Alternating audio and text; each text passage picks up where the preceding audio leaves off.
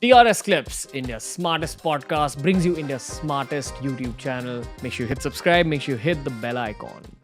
You're also someone who reads a lot. And I do. I know you as a person, and you're the kind of person who reads again to add layers to their mind. Absolutely. I mean, I think reading is a way of understanding how other people think. And, to grow yourself, you relate to other people. And therefore, without understanding them, it becomes difficult to relate to people 100%. on life. Yeah, with my generation, a lot of people don't read. Right. But there are people who are hungry for knowledge. So things like this podcast have become Right. our versions of books. Right. So I think the difference between books and podcasts is that books, you go and you scan the subconscious mind and the conscious mind of the writer, the author. Right. But with podcasts, you're getting a larger quantity of information that's spread out. You're not going as deep. He- You're getting a lot of... So I read multiple books at the same time. I read 5-6 different books on different subjects, Yeah. And I recently saw in apparently a documentary film on how you expand your brain, how your neurons fire when you're doing multiple things as opposed to doing just a single thing, It has happened all along, and this was just a confirmation.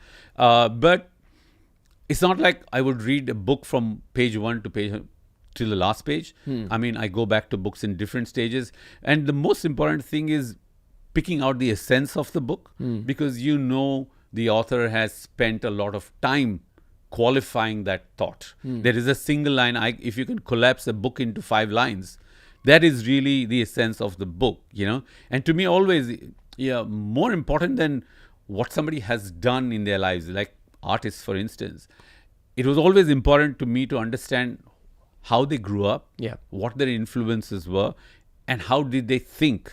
Because for me, it gives me a way to adapt their thought process into my own world instead of just repeating what they have done physically and convert it into my world. So it gives me a deeper method of thinking. And I was always interested by the method of the thought rather than the final thought itself. Wow, beautiful. So straight off the top of your head, Right. 3 books that were like life-changing for you Different books have influenced me in different ways. I think number 1 was Krishnamurti's book, The Awakening of Intelligence. J. Krishnamurti. J. Krishnamurti's book, Awakening of Intelligence. And the other book was The Atheist's Guide to Reality, Living Life Without Illusions by Alex Rosenberg, which is absolutely a fantastic view of why we are here as human beings on this earth and what is the purpose that we did. And it says there is no real purpose to our lives. But since we are here, we should make the most of it. Yeah. And I think the third one is called The Antidote by Oliver Berkman. And that talks about for people who, and the byline says, for people who hate positive thinking.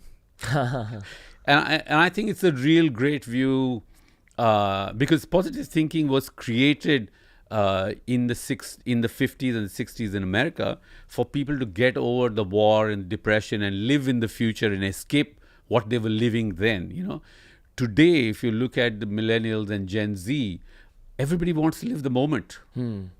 This positive thinking of like, oh, I want to live what I'm going to live 20 years from now, live and believe that I'm going to work towards that.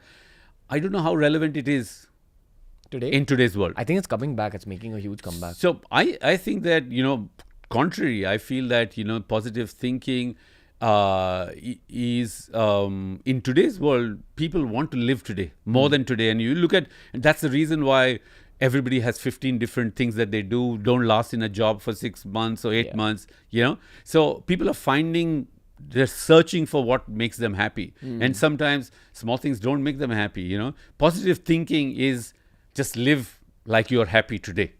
And it might not be there, but just think about it today. You're living in the future and you really don't want to do that. And for most young people I know, they want to do things now because there is lots to do.